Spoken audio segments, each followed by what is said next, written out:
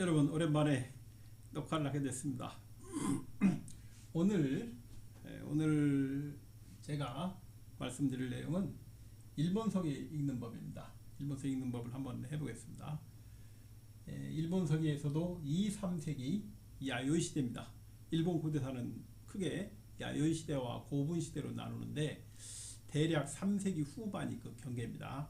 그 앞에 야요이 시대를 일본서기는 어떻게 기술하고 있는가를 알아보도록 하겠습니다.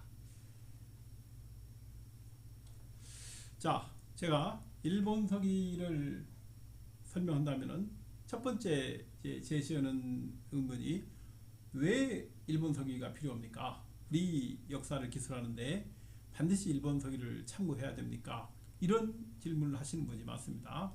충분히 타당한 질문이라고 생각합니다. 이런 경우는 일본서기를 참고해서 우리 역사를 볼 때와 일본서기를 참고하지 않고 우리 역사를 볼 때 양쪽을 비교해 보면은 일본서기가 필요한지 필요 없는지를 우리가 알 수 있습니다. 자, 그러면 일본서기를 이해한다는 것이 무엇인가 이겁니다. 나는 일본서기를 공부한다. 한국 고대사 연구자치고 일본서기를 공부하지 않는 사람이 없습니다. 그렇지만 우리가 일본서기를 이해했다 하면은 어느 정도 얘기를 할 수 있어야 되냐 이래 관련입니다. 일본서기 지필전이 가진 원기록입니다. 한중 문헌 사료 및 고고학 사료와 완전히 일치할 때, 즉 일본서기 기록이 한중 사료와 완전히 일치할 때 비로소 내가 일본서기를 이해할 수 있다 이렇게 이야기할 수 있는 겁니다. 정말 일본서기 기록이 한중 사료와 완전히 일치합니까? 실제로 일치합니다. 보면은 일본서기 지필할 때 지필전이 아주 정확한 기록을 가지고 있다는 걸 알 수 있어요. 일본서기 읽는 것은 이제 5세기 이전입니다. 6세기 이후는 이제 큰 의미가 없다고 봐요. 중요한 것은 5세기 이전입니다. 그래서 5세기 이전 일본서기 기록의 연도를 정확히 아는 것, 이것이 일본서기를 이해하는 핵심입니다. 5세기 이전 일본서기 연도를 모른다. 그러면 이제 일본서기 기록이 한중사도와 일치하지 않게 됩니다. 그래서 연도를 정확히 아는 것이 가장 기본이 되고, 이 사건 기록을 보고 연도를 찾아낼 수 있는 능력, 논리적으로 찾아내는 겁니다. 논리적으로 연도를 찾아낼 수 있는 능력이 사학도로서의 저는 능력을 가름하는 것이라고까지 보고 있어요.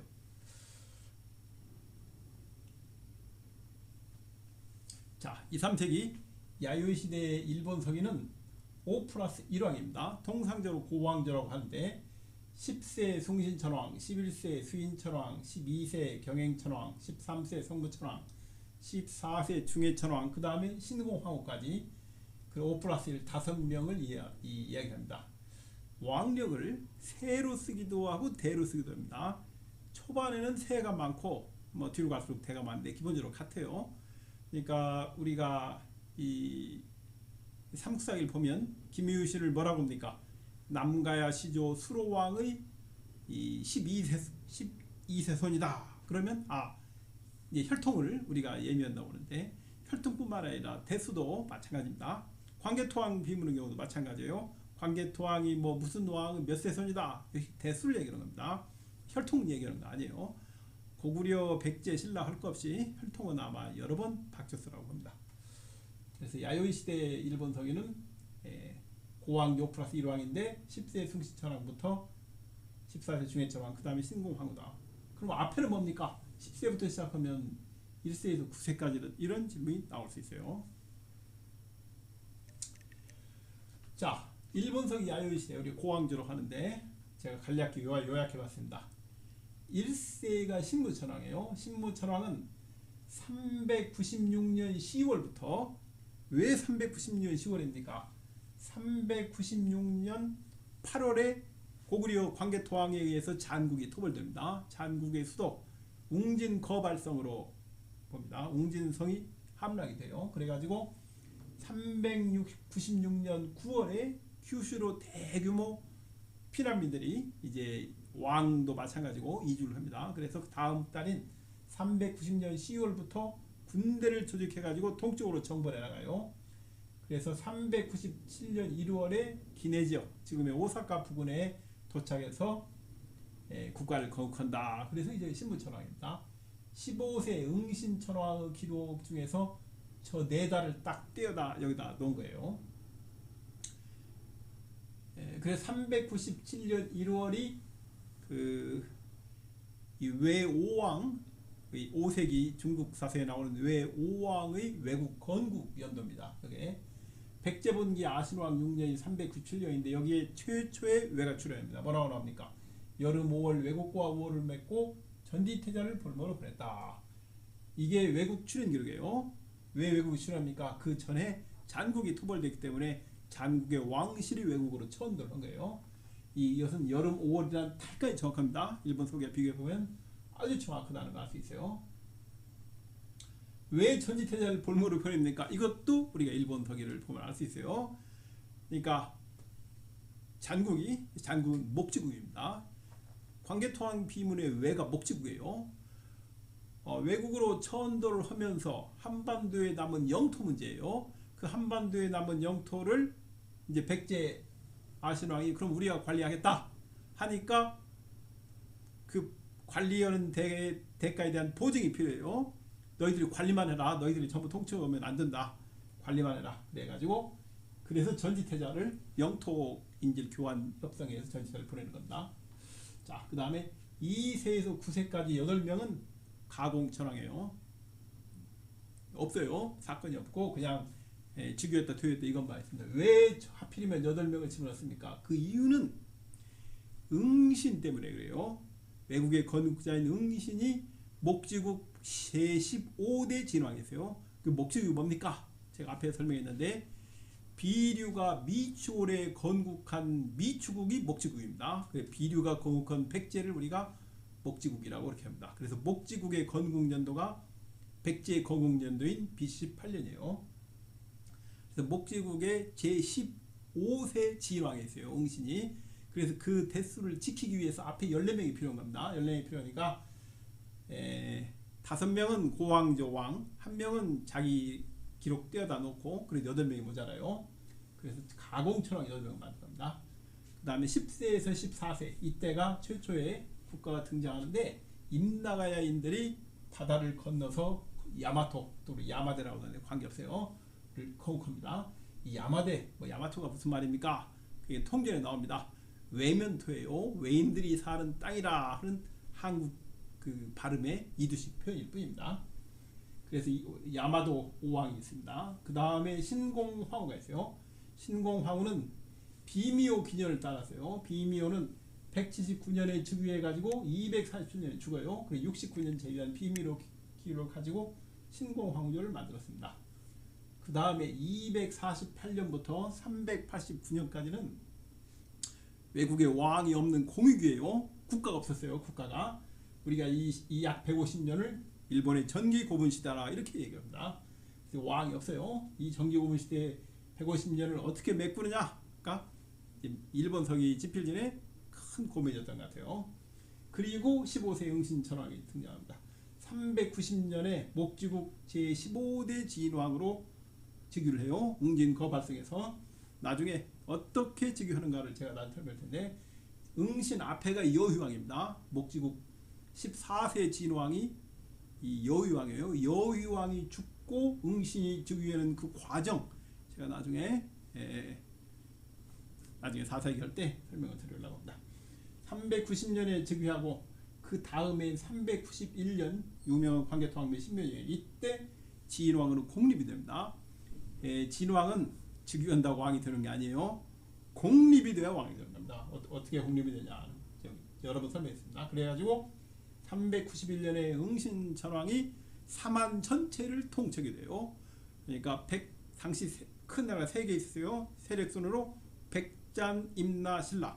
백잔, 임나, 신라를 신민으로 통치하게 되는 겁니다. 목지국 진왕이. 그 다음에 396, 397년 사이에 외국으로 천도해가지고 이때 일본의 중기 고분 시대가 등장해요. 중기 고분 시대가 고분 시대의 가장 화려한 시대인데 외국에 강력한 국가가 등장하는 거죠. 어떻게 등장합니까? 목지국이 천도하는 겁니다. 그래서 외국에 국가가 등장한다. 중기 고분 시대입니다.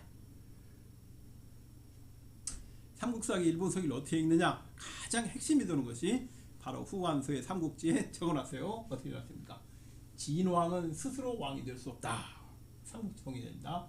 진왕이 무슨 말이냐면 대왕이란 말이에요. 대왕, 크다는 말입니다. 한자로는 별 진자를 쓰거나 달 진자를 써요. 발음만 빌려왔기 때문입니다. 진이란 말이 크다 또는 왕 그런 뜻이에요.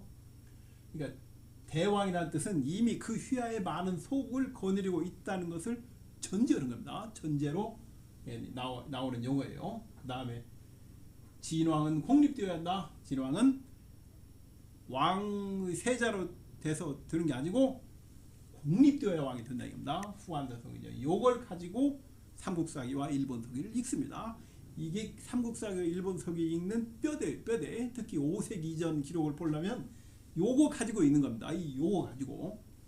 그 다음에 또 이와 뒷받침되는 또 하나의 기록이 있어요. 뭐냐면 무령왕릉 지석과 일본서기입니다.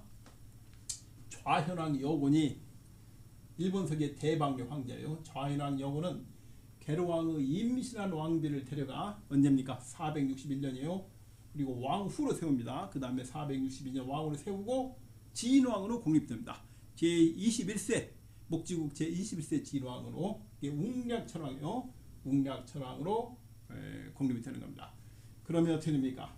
좌현왕 여곤의 즉위년이 461년에서 우현왕 여기가 시변합반 황제예요. 외왕세자 흥입니다. 이 사람은 공립이 안 되고 죽어요. 죽으니까 어떻게 됩니까? 공립이 안 되고 죽은 사람은 그 사람한테 왕의 시호를 앉아요. 그 사람 빼버리고 그 사람의 제위기간은 앞이나 뒤에 공립된 진왕의 제위기간이 흡수되는 겁니다. 그래서 우현왕 여기 외왕세자 흥의 제위기간은 외왕부 좌현왕 여고입니다. 의의 제위기간이 흡수되는 거예요. 그래서 즉위년이 461년에서 457년으로 이동하고 왕후를 세운 462년도 458년으로 앞으로 이동을 하는 겁니다. 그래서 곤지가 이 게르왕의 임신한 왕비를 데려온 게 웅략천왕 원년 또는 그 전이 아니고 바로 웅략천왕 5년이 되는 겁니다. 앞에 5년이 외왕세자 흥 시변합반 황자입니다. 시변합반 우현왕 여기인데 이 사람이 공립이 안 되고 죽으니까 그 사람의 5년 제위기간이 이 외왕부 그러니까 여곤의 제위기간에 흡수가 되는 거예요. 이 진왕제는 이렇게 씁니다. 여기뿐만 아니고 삼국사기도 마찬가지예요. 삼국사기 백제 삼로왕 시대 다루왕, 기루왕, 게르왕조를 보면 이렇게 전부 기술이 되어 있어요. 그러니까 다루왕, 기루왕, 게르왕 저는 왕이 3명뿐인데 150년 동안, 140년 동안 실제로 통치자는 많이 있었어요. 통치자는 많이 있었지만 공립된 사람은 딱 3명뿐이었어요. 그 사람들만 백제왕의 시효를 주고 나머지는 이제 백제왕의 시효를 주지 않고 앞이나 뒤에 공립된 백제왕의 제위기간이 흡수되는 겁니다. 그래서 통치자는 많이 있었지만 공립된 사람은 딱 3명밖에 없는 거예요. 다루왕, 기루왕, 게르왕 시기에. 그때만 진왕제에 입각해서 삼국사기 백제본기가 기록됐어요. 그 다음에 초고왕인데 여기부터는 이제 다릅니다. 자, 고왕조 한번 보겠습니다. 10세부터 14세, 그 다음에 신공왕까지. 자, 이 언제 야마토가 건국이 되냐면 서기 100년입니다. 중국 영원 12년, 중국 기년으로 일본 서기년으로 숭신 5년이에요. 숭신 5년이 서기 100년입니다. 여기도 쉬워요. 숭신 5년 정월에 즉위해요. 그러니까 그 전에 국가가 건국돼요. 국가가 건국되면 그 다음 해 즉위를 합니다. 정월에. 이게 월년제입니다. 당년제는 월년제. 고구려 방식이에요. 여기는 백제나 신라는 다릅니다. 그해 왕이 되면 그해 즉위하는 거예요. 그러나 일본성이나 고구려는 왕이 되면 그 다음에 즉위를 해요. 그래서 99년에 건국이 된 겁니다. 99년에 100년에 즉위를 해요. 일본 일본성이 숭신 원년이 바로 서기 100년이고 이때부터 일본의 역사가 기술이 되기 시작해요. 2세기부터 시작. 1세기는 일본성이 없습니다. 안 나와요. 그러면은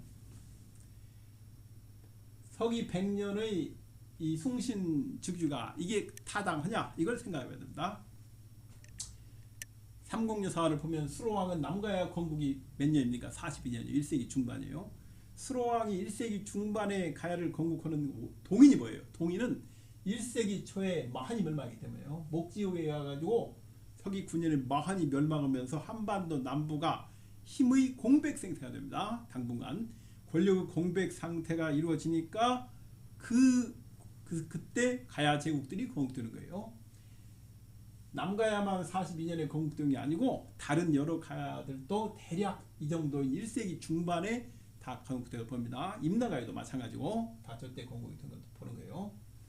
그러면 1세기 중반에 임나가야 가야 제국이 건국되면 바다를 건너서 큐슈에 가는 건 1세기 후반이라고 봐야 돼요. 국가가 팽창하면은 그래서 1세기 중반에 건국되면 1세기 후반에는 외국에 갔고 그러면 1세기 말에는 국가를 건국한다는 건 합리적인 겁니다. 임나가야인들이 건국한 거예요. 그래서 숭신의 서기 100년 건국은 가야 건국과 연결이 되는 거예요. 1세기 중반이니까 1세기 후반에 이 임나가야 분국으로 야마토가 건국되기 때문에 양쪽의 연도가 맞는 겁니다. 그리고 또한 목지국에 의한 마한 멸망 기록과도 맞아요.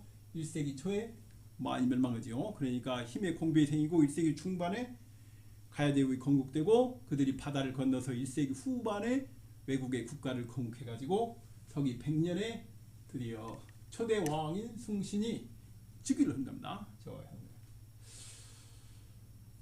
그 다음에 106년 106년이 숭신 8년인데 이때 5대 신라 제5대 파사이사금 27년 7월에 수로왕이 사망해요. 가야를 건국한 수로왕이 사망이 되면 수로왕이 제65년째 사망하는 걸 알 수 있어요.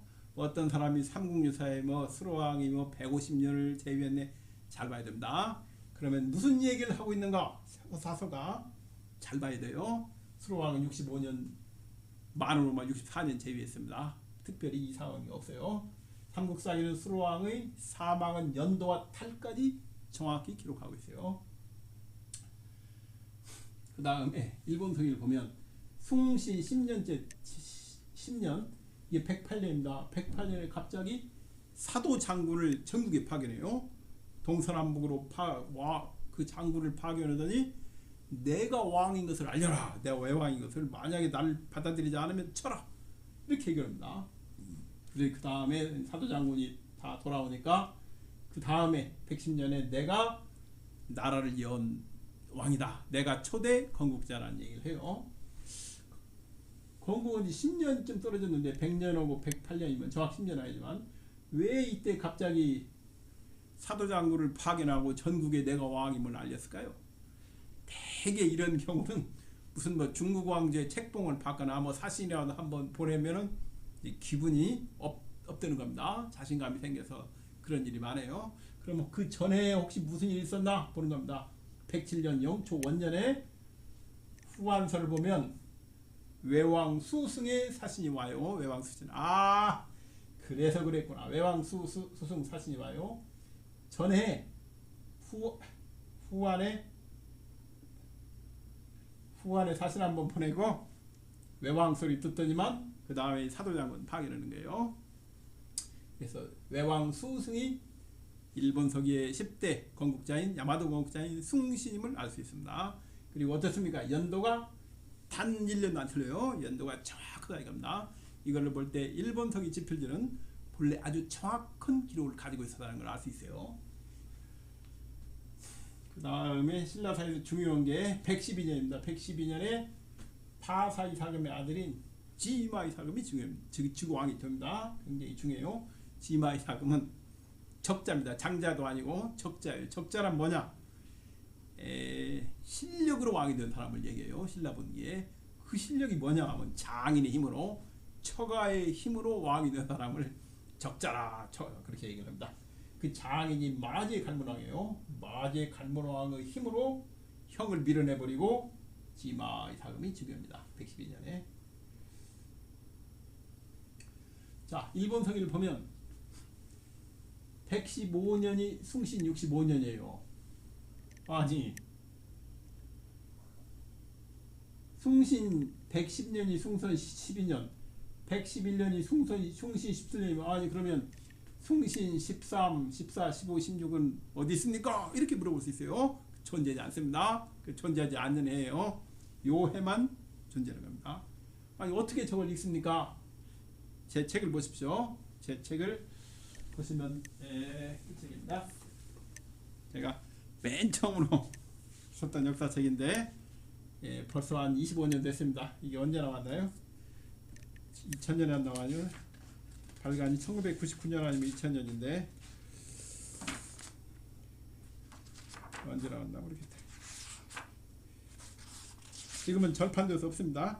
2001년입니다. 2001년에 나왔는데 이 책을 보시면은 어떻게 일본석이 연도를 아는가에 대한 설명이 있습니다. 아무튼 17년, 그 다음에 48년, 60, 62년이에요. 그래서 숭신 65년이 115년입니다. 이때 숭신이 죽어요. 15년 만에 죽는 거죠. 숭신이 죽으니까 본국이 뭡니까? 임나에서 임나 사신 소나 칼질지 일행이 도착해요. 아니 왜 소나 칼질지 일행이 도착합니까? 그 이유는 후계자를 결정하는 거예요. 후계자를 본국에서 결정하는 겁니다. 본국에서. 분국의 스스로, 그러니까 숭신 아들이 저절로 왕이 되고 그 다음 아들이 왕이 되는 게 아니고 본국에서 가서 후계자를 결정해요. 후계자를 결정하는데 그 다음이 수인인데 숭신의 제3자를 후계자로 왕으로 임명을 합니다. 여기 유명 구절이 나와요. 숭신 65년 서기 115년입니다. 임나는 북쪽이 바다로 막혀있다 이렇게 얘기합니다. 만약에 섬이면 섬이라고 쓰지 저런 표현 안 쓰죠. 어떤 분이 저걸 보고 대마도다 말이 안 됩니다. 그건 당시 지리를 몰라서 그런 거예요. 그건 부산반도예요. 임나가야는 지금의 부산반도입니다. 지금의 부산과 경주 사이는 평야지입니다. 김해 평야지만 그 당시에는 부산과 경주 사이가 바다에 있어요. 우리가 김해바다라고 합니다. 그래서 경주가 당시 항구에 있어요. 신라가 북에서 남하하는데 파사이사금 때 경주 평야를 점령하고 석시들을 점령하고 경주에 궁궐을 쌓고 월성을 쌓고 이제 거기 정착해요.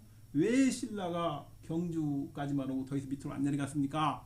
바다에 막혀서 안 내려간 겁니다. 그리고 경주의 위치는 지금은 산골짜기지만 그 당시는 김해바다의 그 항구로서 전략 요충지로 최고의 자리에 있었어요. 그러니까 지금의 경주와 위치가 다른 겁니다. 임나는 부동이만 요건 부산반도를 얘기합니다. 당시 김해 바다예요. 그러니까 경주와 부산 사이에 바다가 있었기 때문에 이건 정확한 표현입니다. 임나는 북쪽에 박혀 있다. 이 부산반도입니다. 중국 사서에는 임나 위치를 어떻게 표시하냐? 중국의 사서에 보면 임나와 가해는 동서로 나란히 위치했다. 병제국이다. 병제국 동서로 나란히 있다는 얘기예요. 이게 정확합니다. 가야는 김해 가야를 얘기하는 것이고 임나는 부산 가야를 얘기하는 거예요. 부산과 김해는 동서로 나란히 있죠. 그렇기 때문에 정확한 기록이라고 볼 수 있어요. 그런데 일본 서기를 보면 115년이 아니고 116년 숭신 68년에 120세로 죽었다 이렇게 하고 있습니다. 115년에 죽었는지 116년에 죽었는지 어떻게 합니까? 그것은 기록의 달을 보고 아는 겁니다. 적힌 내용과 달을 보고. 이거 설명을 하면 또 시간이 걸리니까 생략해요. 65년에 죽었어요. 120세라고 하는데 우리가 몇 살에 죽었는지 알 수 있어요? 어떻게 합니까? 120세에서 재위가 늘린 것만큼 빼요. 15년 재위했는데 68년 재위했다니까 그걸 뺍니다. 기간을. 그러면 숭신이 67세에 죽었다는 걸 알 수 있어요. 아, 숭신이 67세에 죽었구나 알 수 있습니다. 아주 합리적이에요. 매우 합리적입니다. 그런데 이 무렵에 어떤 일이 벌어졌냐? 숭신 죽은 다음에부터 지마이사가 5년인데 신라가 대대적인 남정에 나서요. 남쪽으로 공격합니다. 그 전까지는 가해에 밀려 있다가 이제 국가가 안정되고 보니까 대규모로 남쪽으로 군대를 보내는 거예요. 그래서 가야를 공격합니다. 남가야예요. 남가야가 김해가야입니다. 어떤 분이 예전에 댓글에 남가야는 일본 서기에만 나오지 삼국사기에는 안 나옵니다. 이렇게 댓글을 달으셨다고요. 삼국사기 보면 뭐라고 써있습니까? 김유신은 남가야 시조 수로왕의 12대 손이다 이랬는데 그게 안 나온다 이겁니다. 일본 서기 같으면 그렇게 얘기할 수 있어요. 왜 그러냐면 일본 서기는 판본마다 내용이 달라요. 그리고 여기는 나오고 여기는 안 나오고 여기는 나오고 여기 안 나오기 때문에 일본 서기는 제가 가진 일본 서기는 안 나옵니다 하면은 안 나올 수 있어요. 그러나 삼국사기는 오탈자가 물론 있어요. 판본에다 오탈자가 있을 뿐 이 여기는 나오는 내용이 여기는 안 나온다든가 이런 건 없습니다. 그러니까 남가야가 수로왕의 12대 손이다. 남가야 시조 수로왕의 12대 손이다. 김유신이 그 구절이 안 나오는 삼국사기 판본은 없습니다. 책을 잘 보셔야 되는데 그분이 아마 잘 안 보셨던 것 같아요. 대전인데 남방전책을 펴는 거예요. 이때 자 117년에 수인이 즉위합니다. 세 번째 아들이 즉위해요. 그런데 그 다음에 118년에 수인 2년이에요. 소나갈진 일행이 그러니까 자기를 왕으로 세워줬으니까 수인이 선물을 퐁당 줘요. 뭐 비단이라든가 이 많은 선물을 싣고 임나로 부산으로 돌아가다가 부산 앞바다에서 신라 수군에게 피납돼요. 신라 수군에게 잡히는 겁니다. 그래가지고 선물을 몽땅 뺏기는 이제 분쟁이 벌어져요. 아니 이게 사실이냐 이거죠. 어떻게 할 수 있냐. 신라가 대대적인 남방정책을 하는데 지마 10년을 보면 신라가 대증상선을 축조했어요. 이게 어디입니까? 부산입니다. 지금의 부산반도예요. 이야 신라가 부산에 가서 대증상선을 축조했어? 이때 그러니까 외인이 반겨보기 시작해요. 동쪽에서 쳐들어왔다. 이거 당연히 부산 지금의 뭐 동네 이쪽에서 쳐들어온 건데 부산 끝에 하니까 신라가 대대적인 남반 정책을 하면서 지마 이사금이 수군으로 보내가지고 경주왕을 떠난 신라 수군이 부산반도 끝에 그러니까 부산과 김해가 양쪽에 있던 부산반도 끝이에요. 끝에 상류에 거기를 점령을 합니다. 점령을 하고 안 나가요. 성을 쌓기 시작합니다. 성을 쌓기 시작해가지고 121년에 성을 완성한 거예요. 그러니까 이제 임나가야는 이러면 안 되겠지 해가지고 이제 반격하는 내용입니다. 그러니까 요때 신라군이 부산에 와 있었어요. 이걸 보면은 그러니까 임나사신이 귀국 중 부산 앞바다에서 신라군에게 피납이 되는 겁니다. 양쪽이 일치하는 거예요. 양쪽이 지마의 사금이 이때 121년에 부산에 가서 대증산성을 축조를 했다. 아마 그 전부터 그 전쟁이 모르지만 이에 대해서 의문을 푸는 사람이 많이 있습니다. 왜 그러냐면 신라가 다시 부산에 가는 것은 어디예요? 6세기 400년 후인 6세기 퍼풍왕 때요. 야 이때 벌써 부산에 갔을까? 이렇게 얘기할 수 있는데 정확합니다. 일본서기 기록으로 양쪽의 연도가 정확히 맞는 거예요. 양쪽이. 그래서 그 다음에 임나사신 귀국 신라군의 피납도 그 다음에요. 119년입니다. 그게 수인 3년이에요. 신라왕자 천일창 지마이사금의 형입니다. 천일창이 외국으로 망명이에요. 보물을 오고 백성들을 자기를 이끄는 백성들을 이끌고 망명해서 자기 동생이 신라왕이라는 얘기입니다. 그 지마이사금이에요. 그러니까 그 장남이 왕이 못된 겁니다. 지마이사금. 근데 지마이사금이 왕이 되니까 그 형이 자신을 따르는 백성을 이끌고 이제 외국으로 큐슈로 망명을 한 거예요. 충분히 납득이 갑니다. 이상한 것이 없어요. 그 다음에 지 122년 자 대증산성을 쌓고 안 나가요. 신라군이 부산반도를 점령하고 안 나가니까 외인이 반격하고 지마 11년입니다. 다시 외병이 침입한다 하니까 막 서라버리 신라가 혼란에 빠져요. 그 다음에 굉장히 중요한 내용이 나옵니다. 123년이 지마 12년이에요. 봄 3월 신라 외국의 첫 번째 친선 봄 3월 두 나라가 화친하였다 이런 얘기가 나옵니다. 봄 3월에 두 나라가 화친하는 건 뭐예요? 봄에 화친하는 것은 쿠콘입니다. 쿠콘. 지마의 사금의 딸이 외국의 왕비가 되는 거예요. 외국의 왕비라는 건 임나가야의 왕비가 되는 겁니다. 두 나라가 손을 잡고 군사동맹, 경제동맹을 맺는 거예요. 이게 신라와 임나의 최초의 국혼이에요. 국혼. 그리고 김해바다를 공동으로 운영하는 겁니다. 그 대신에 어떻게 합니까? 신라군은 철수하는 거예요. 이 부산반도에서 철수해요. 그 다음에 박풍왕 때 오는 것이고 이후로 80년 동안 외국과 신라 사이에 전쟁이 없습니다. 그럼 80년 지난 다음에 왜 전쟁이 생깁니까? 그것은 임나가야가 망해요. 목지국에 망해가지고 이제 다시 전쟁이 시작되는 겁니다. 나중에 또 말씀드리겠습니다. 봄에 그러면 이 임나는 어떤 좋은 점이 있느냐면, 임나가 주변의 여러 가야 제국 중에서 대왕이 되려면, 주도권 맹주국이 되려면은 왕이 공립돼야 돼요. 왕이 공립이 되려면 주변의 강력한 나라와 혼인 동맹을 맺어야 되는데, 이게 백성들로부터 인정을 받아요. 그러니까 진안 지역의 최강국인 신라와 혼인하면은 백성들이 인정을 받으니까 자신은 대왕이 되는 겁니다. 이 외왕 임나왕은. 그리고 지마이사금은 자기 딸이 외국의 왕비가 되는 거예요. 왕비가. 이 신라는 그 후한산 삼국지 진화 같은 내용이 없는 이유가 유목민족 출신 국가이기 때문이에요. 그러니까 마한, 진안, 변환이 전부 대부분은 농경민족 기반한 국가예요. 그러니까 대왕이 되려면 공립이 되는 겁니다. 공립이 돼야, 스스로 왕이 못되고 공립이 돼야 왕이 되는 풍습이 있었는데 기본적으로 부여했었다고 봐요. 진안 지역의 일부 국가들은 그런 풍습이 없었어요.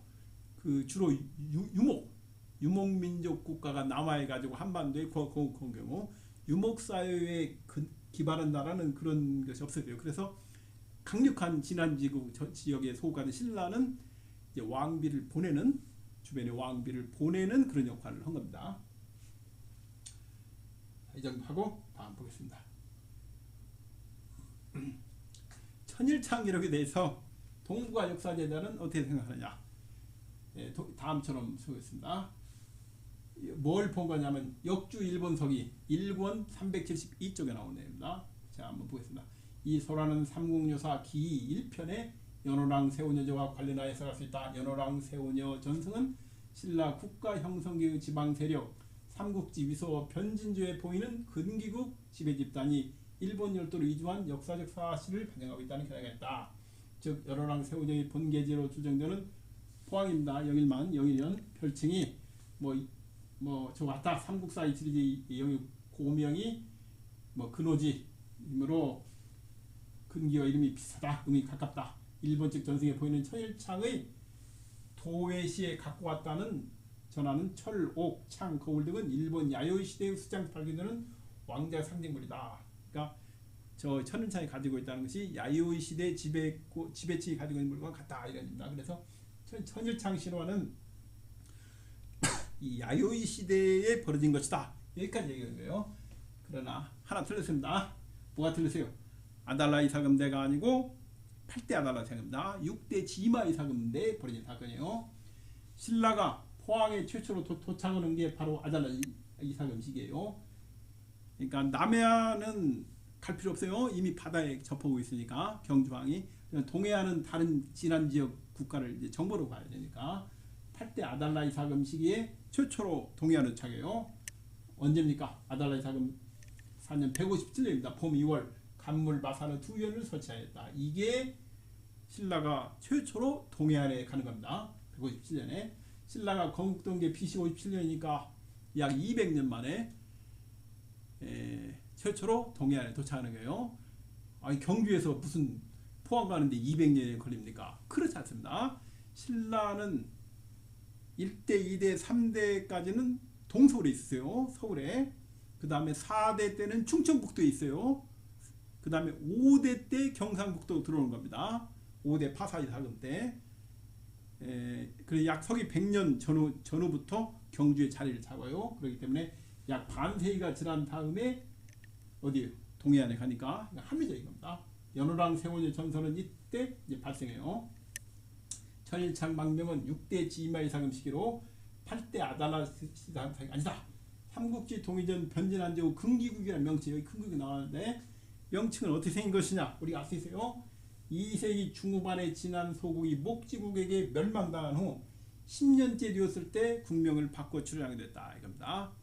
그러니까 2세기 중후반에 진안 지역을 정복해요. 목지국이 진안 지역을 정복해서 새로운 통치자를 임명한 다음에 10년째 되는 날 국명을 바꾼 겁니다. 그게 근기국이에요.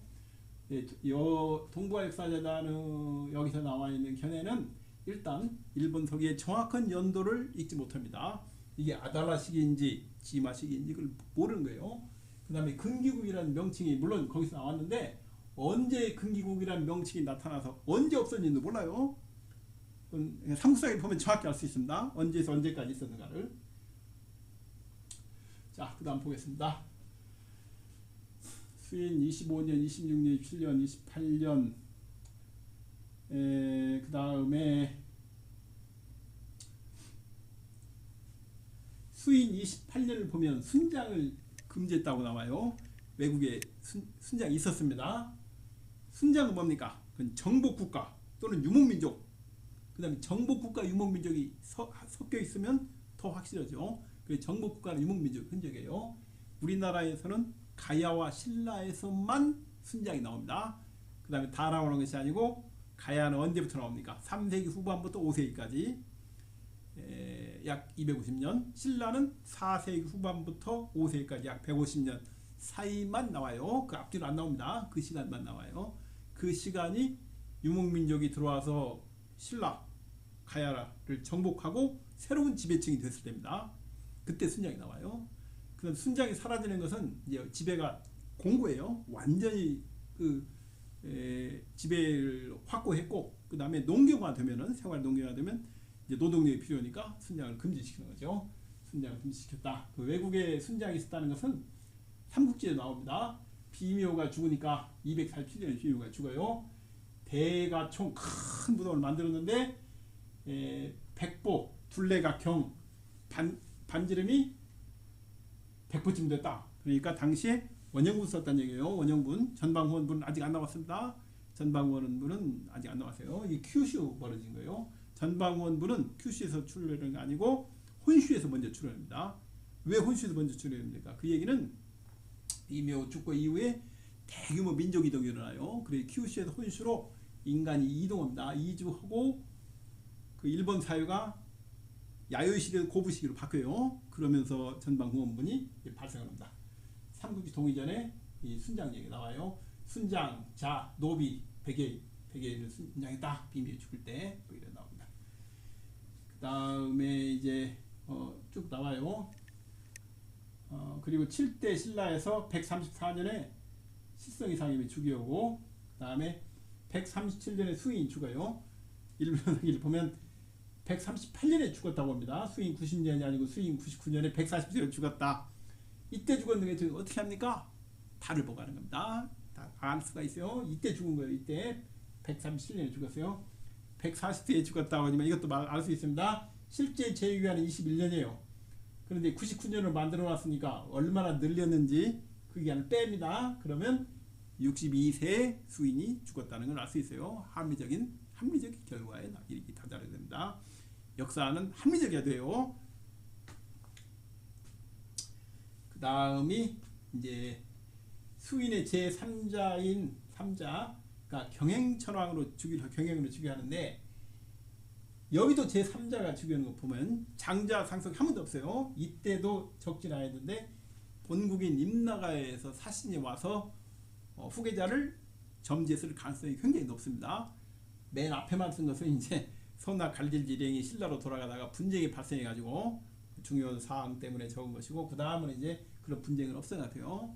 하지만 저는 한 번도 장자가 안 되고 뭐 제3자 이렇게 들은 거 볼 때 본국인 임나가에서 와서 후계자를 결정했을 가능성이 굉장히 크다 이렇게 보고 있습니다. 140년, 141년 이제 경행 보면은 이때 이제 4세기, 5세기 후대 기록들이 계속 들어요. 후대 기록들이. 그러니까 여기에 2세기 기록만 있는 게 아닙니다. 왜 4세기, 5세기 기록들이 들어가냐면 기록이 없는 거예요. 일본 서기 지필진이 받아봤는데 쓸 게 없어요. 전부 빈칸이에요. 그러다 보니까 후대 기록 갖다 여기저기 이제 갖다 적어 넣은 거예요. 그 다음에 147년 경행 19년인데 이때 굉장한 일이 벌어집니다. 비미호가 탄생해요. 비미호. 일본 서기 삼국사의 삼국지 비미호가 147년에 출생하게 됩니다. 이 비미호를 일본 성인은 기장조피라고 합니다. 기장벌 여자라고 해요. 왜 일본 비미호를 기장벌 여자, 뭐 기장댁 이럽니다. 우리가 수원에 오면 수원댁, 여수에 오면 여수댁, 부산에서 부산댁 마찬가지예요. 비미호가 부산, 지금 부산 북쪽인 이 기장이 있어요. 그래서 기장에서 왔다는 것을 알 수 있습니다. 기장벌 여자라고 왜 비미호가 기장벌 여자인가를 알 수 있어요. 그 다음에 149년에는 398년도 기록도 와 있습니다. 후대 기록을 갖다가 이제 무차별 앞으로 옮기기 시작해요. 그 다음에 154년에 신라 제8대 아달라이 사금이 주격이 된다. 자, 이제 질문을 한번 보겠습니다. 질문. 다음 장 질문. 3세기 중반 구체적으로 260년대, 뭐 270년을 보는 사람도 있지만 중요하지 않아요. 3세기 중반. 한반도 남부를 묘사한 삼국지 통일전의 변진한조에는 26국의 이름이 적혀 있는데 그렇습니다. 가야나 가나는 없고 안 나와요. 가야나 가나는 20번째 훗날의 남가야입니다. 남가야로 추정되는 변진구사국 또는 구야국이라고 해요. 관계없어요. 변진구사국 구야국이 있을 뿐입니다. 가야는 이때도 없었는데 그보다 100년 전인 2세기 초 삼국사기와 삼국유사에 무슨 가야가 나옵니까? 3세기 중반에도 아직 가야가 없었다 이거예요. 삼국지에. 그런데 삼국사기, 삼국유사를 보면은 1세기, 2세기에 이미 가야가 나와요. 2세기에. 그게 말이 됩니까? 그래서 삼국사기나 삼국유사의 기록은 있지도 않은 가야를 있는 것으로 만든 게 아닙니까? 이런 식으로 질문을 하는 거예요. 그럼 이때는 어떻게 답변을 하느냐 이렇게 합니다. 삼국사기와 삼국유사를 보면 남가야는 5세 1대왕, 2대왕, 3대왕, 5번째 5세 이시푸무왕 때인 227년 봄 4월에 멸망해요. 남가야가 멸망합니다. 그 다음에 180년 후인 407년에 6세 좌지왕에서 제후돼요. 그러니까 5대와 6대 사이에 180년 왕통 공백이 있는 거예요. 신라가 망해서 신라도 망합니다. 신라도 목지국의 통치에 들어가게 돼요. 298년에 297년에 망합니다. 신라가 망해서 목지국 진안에 들어가는 거예요. 통치에 들어간 지 10년째가 되면 어떻게 되느냐.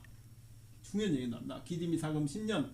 그러니까 망해가지고 목지국의 진안에 들어갔어요. 10년째 되는 해요. 국명을 다시 신라로 하였다. 변경하였다. 국명을 바꿉니다. 그 전에는 사로국이었어요. 사로국이라는 국명을 신라로 바꾼 거 알 수 있어요.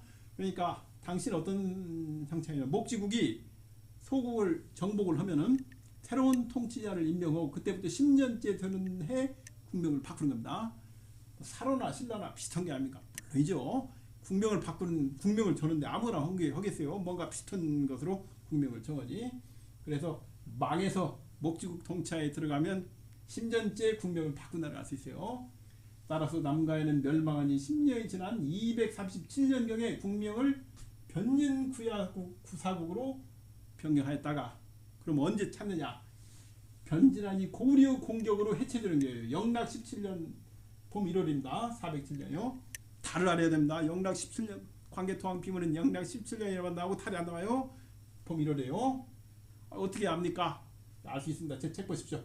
407년 봄 1월에 재건국됩니다. 그래서 좌지왕에서 재건국돼요. 건국되면서 가야라는 국명을 회복하는 겁니다.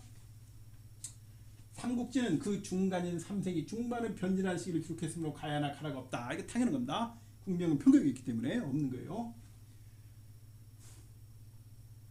그러면 그 왜 임나는 없습니까? 임나도 마찬가지예요. 임나도 망해가지고 국명을 바꾼 겁니다. 뭐 편진, 통로국 이런 걸로 바꾼 거예요. 그러다가 다시 회복을 하는 겁니다. 삼국사기 백제도 마찬가지요. 계루왕 때 나라가 망하고 160년에 망합니다. 더 이상 왕을 세울 수 없는 나라예요. 신라, 아찬, 길선은 망명의 국가가 망해버려요. 망해버리니까 어떻습니까? 그 목지국의 통치하에 들어가고 목지국은 정복하면 돼요. 그 나라를 막 소국으로 나눠요. 한강역 여러 개로 나눈 겁니다.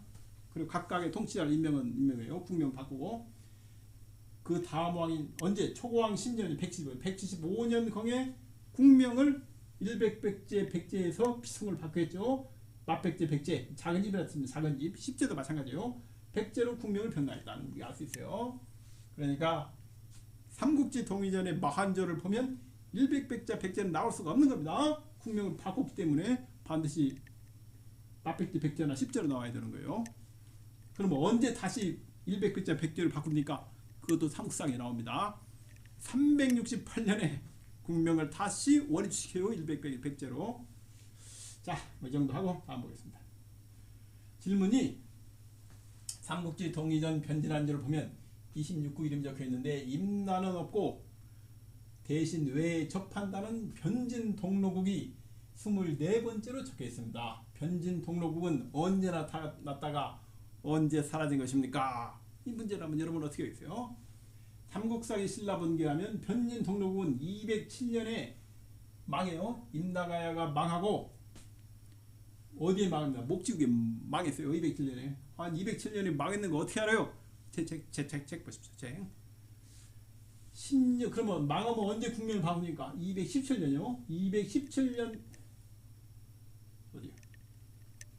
217년 경에 변진 동로국으로 국명을 변경했어요. 그러다가 언제 국명을 회복합니까? 그것도 삼국사에 나와요. 삼국사의 신라복이면 서기 300년에 임나왕이 공립되며 임나가야라는 국명을 회복해요. 300년에 즉 변진 동로국은 300년 마이너스 210년 83년 동안 존재했던 나라다. 저는 국명은 삼국사에 보면 다 알 수 있어요. 다 광개토하고 고구려군이 내려올 때는 변진 동로국이 임나로 바꾼 다음이니까 임나로 국명을 회복한 후였어요. 광개토왕 비문에는 가야제육들 중에 임나만 나오고 다른 게 안 나옵니다. 무슨 뭐 아라가야 나오고 남가 안 나와요. 그런 거 없었어요. 가야가 어디 보니까 무슨 뭐 남가야가 광개토왕 공격으로 약해졌다 잘못된 겁니다. 제가 나중에 설명해 드리겠습니다. 광개토왕은 고구려에 올리면 광개토왕 및 가야제육들이 임나만 나오고 다른 가야는 안 나온다. 일본 서기에 임나십국이 나옵니다. 임나십국 이게 무슨 말입니까? 임나십국은 252년부터 407년 사이의 기간입니다. 이 사이에 약 150년 동안의 기간이에요. 아니 왜 252년에 임나십국이 만들어집니까? 삼국상에 나와요. 삼국상에. 그 이유는 253년 여름 4월에 서고로가 죽었기 때문이에요. 서고로가 253년 4월에 죽었기 때문에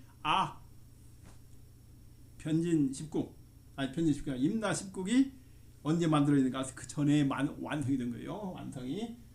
아니 서구로가 죽은 거하고 임나 19국이 완성된 무슨 관계가 있습니까? 이거 제가 지금 대성동 고부를 하고 있습니다.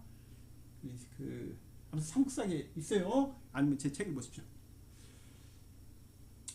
계속 보겠습니다. 156년부터 그 아달라 3년에 신라의 진안지역 정복이 시작돼요.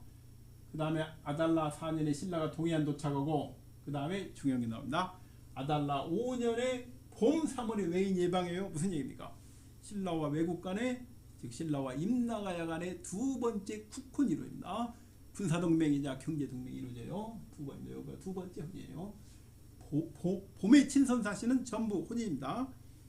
이래서 그 임나가야 왕은 주변에 대왕이 되는 겁니다. 맹주국이 되는 거예요. 자, 그 다음에 165년, 166년이면 이제 백제가 초고왕이 즉위를 무렵에 초고왕이 이때 이제 목지국의 변진한 지역 정복이 시작돼요. 목지국이 이제 그동안 만만 통치하고 있었는데 변진한 지역에 대한 대대적인 공격을 하게 됩니다. 신라도 마찬가지로 신라도 마찬가지예요. 그 신라도 진안 지역 정복을 시작했고 이미 그래서 어떻게 됩니까? 변진한이 큐슈로 대거 이주해요. 그 결과 외국의 대혼란이 나옵니다. 성무왕대 성무. 경행도 한번 보겠습니다. 경행도 161년과 162년이 마지막인데 서기 162년 경행 60년에 죽었다고 하는데 아니에요. 이거 전에 죽었습니다. 어떻게 합니까? 달을 보고 하는 거예요. 기록의 달을 보고. 기록 달을 보고 어떻게 합니까? 제 책을 보시고 생략합니다. 그러면 106세에 죽었다고 하는데 실제로 몇 살에 죽었는가 알 수 있어요? 60년 제위지만 실제 제위기간 24년이에요. 빼면 70에 죽었습니다. 경영이 70에 죽었구나. 우리 알 수 있어요. 저 정도. 그리고 네 번째 왕 성무가 즉위하는데 이것도 경영의 제4자예요. 마찬가지로 여기 기록에는 없지만 임나가야 본국에서 와가지고 후계자를 결정해서 가능성이 아주 크다고 봅니다. 그래서 왕자들 중에서 네 번째 네가 왕이라 이렇게 된 거죠. 자, 외국에 대혼란이 있었는데 외국도 성무 시절에 어떤 일이 벌어지냐. 한반도부터 대규모 이주하니까 혼란이 벌어져요. 그래가지고 성무가 몇 년 왕 하지도 못하고 죽어요. 그럼 성무는 몇 살에 죽어요? 마찬가지입니다. 해보면 앞에 107세라고 죽었는데 제위기간 계산해 보면 바로 63세에 죽었어요. 성무가 왕을 얼마 하지도 못하고 죽었어요. 외국의 대혼란이 시작된 겁니다. 혼란은 뭡니까? 1세기 후반에 임나가에 비롯해서 가야 지역 한반 남부에서 온 사람과 2세기 중반에 목지국 변전한 지역 통합 전쟁 과정에서 외국으로 피신해 온 사람, 후 이민 집단과 신 이민 집단의 이제 싸움이 벌어진 겁니다. 그래서 그 다음에 168년이 후한 영제가 주기예요. 그러니까 앞에는 성무는 후한 환제식이고 중해는 이제 후한 영제식입니다. 자, 170년에 야마토 마지막 왕, 다섯 번째 왕인 마지막 왕인 중해가 즉위하는데 출신이 애매해요. 출신이 애매하게 적었다는 것은 무슨 얘기냐면 외국이 혼란에 있는데 안 되는 거예요. 그래 기존에 안 되니까 이번에 임나에서 직접 통치자를 파견한 게 아닌가. 임나 출신이. 그러니까 이 중해라는 사람은 제가 생각할 때 출신이 애매하다는 것은 한반도에서 왔을 가능성이 큽니다. 임나 본국 정부에서 거기 안 된다. 네가 하라. 그래서 직접 새로운 통치자가 간 것이 아닌가. 그렇게 보겠습니다. 임나의 파견을 추진하는 거예요. 그래서 이 중에는 어떻게 외국의 이 혼란 문제를 해결하려고 하느냐. 왕비로 해결하는데 신이민 집단의 여자를 왕비로 드리는 거예요. 그래서 비묘가 24살입니다. 20살 때 신이민 집단의 여인을 왕비로 삼아가지고 구이민 집단과 신이민 집단의 통합을 생각했던 거예요. 통합을 해가지고 외국의 혼란을 막아보자. 이게 이제 중해의 판단일 겁니다. 중해의 판단이자 본국 임나가에서 중해에게 지시한 그 정책일 수도 있어요. 그런데 173년 이 중해 9년이에요. 중해 갑자기 죽어요. 멀쩡한 왕이 갑자기 죽으면서 외국의 대란이 폭발합니다. 173년에 대란이 나요. 그럼 비미호 입장에서는 큰일 났습니다. 임나에서 온 왕이 죽었으니 어떻게 합니까? 이 외국 대란을 감당할 힘이 없어요. 삼국사기 아달라 이상은 20년인데 173년이 외여왕 비미호가 사신을 보냅니다. 친선 사신을 보내요. 도와달라 그죠. 신라에. 이게 비미호 26살 때예요. 아달라 이사금 20년에 외여왕 비미호가 사신을 보낸 것에 대해서 야 저거 맞나 의문을 하는 사람도 있는데 어떻습니까? 일본 서기를 보면 정확히 1년 오차도 없습니다. 정확히 쳐요. 173년 중해가 죽고 외국이 내란이 들어가니까 이걸 감당을 못한 왕비, 그러니까 비미호가 신라에 도움을 청하는 겁니다. 정확히 쳐는 거예요. 1년도 안 틀려요. 만약 일본석이 없으면 이게 맞나 틀리나 하지만 왔으니까 확실히 알 수 있어요. 반대로 마찬가지입니다. 일본석이도 이것 때문에 중해 9년에 내란이 일어났던 걸 알 수 있어요. 일본석이 찝힐 때는 어떻게 합니까? 이때 비미호가 신라에 구원을 청하고 갔다는 걸 알고 있었어요. 기록이 있으니까. 그래가지고 후에 5세기 초에 응신천왕의 왕비 기록을 대고 옮깁니다. 이 중해 9년도로 다 옮겨놔요. 그것이 그 신공의 신라 정번서래요. 신라는 실제로는 401년, 402년에 있던 사건입니다. 401년, 402년에 왜 있습니까? 신공하고 신라 정번설이 어떻게 된 거냐면 396년에 장국이 토벌돼요. 그래가지고 대규모 피난민이 발생해서 피난민이 어디로 갑니까? 삼국사기 백제보험이 어떻게 됩니까? 고구려를 치려고 군대를 모집하려고 보니까 병마를 징집하니까 백성들이 다 신라로 도망가가지고 인구가 다 줄었다. 인구가. 그래서 잔국 토벌로 생긴 수많은 피난민들이 신라로 모이는 거예요. 신라 가야로 모이는 거죠. 아니 가야에서 배를 타야 외국으로 가지 신라에 탑니까? 잘못은 아닌 겁니다. 가야에서 배를 타려면 부산까지 가야지만 가운데가 김해바다예요. 그러니까 신라의 수도인 경주에서 배를 타는 게 더 유리합니다. 바로 거기까지 가기가 쉬워요. 배 타고 가니까. 왕실이 외국으로 간 다음에 수많은 피난민들이 397년, 398년 막 뭐예요? 그 신라 가야 땅에. 그러니까 399년에 당시 신라 왕이던 내무리 사금이 고구려 광개토왕한테 사실 보냅니다. 지금 외인들이 피난민이에요. 막 도성에 가득 차가지고 대혼란이 벌어졌다고요. 막 건물이 무너지고 뭐고 당신들이 좀 해결해 주쇼. 그래가지고 400년 영락 10년에 고구려 보기 5만 대군이 내려와요. 내려옵니다. 그 피난민을 몰아내는 거예요. 그러니까 신라 가야 땅에 가득 차 있던 피난민들이 계속 물러나는데 그 피난민을 지휘하고 있던 사람이 누굽니까? 백제 궁궐왕이고 백제 아즈왕이에요. 거기 그때 이제 어떻게 됩니까? 그 뒤에 보면 얘기를 알 수 있어요. 일본 서기를 우리 저항하지 않으니까 공격하지 마라. 우리 다시는 안 덤빈다. 우리 피난민만 그냥 이 외국으로 가겠다. 고구려군과 그런 협상이 이제 이루어지는 겁니다. 그래서 대규모 피난민을 이끌고 궁궐왕과 아즈왕이 외국에 도착을 하게 돼요. 궁궐왕이 훗날에 인덕천왕, 아즈왕이 훗날에 반정천왕입니다. 얘기는 이제 나중에 하게 되고 아무튼 그렇습니다. 그래서 173년이 중해가 죽고 대란이 발발하고 아달라이 상미 외외왕 비미호 사진을 합니다.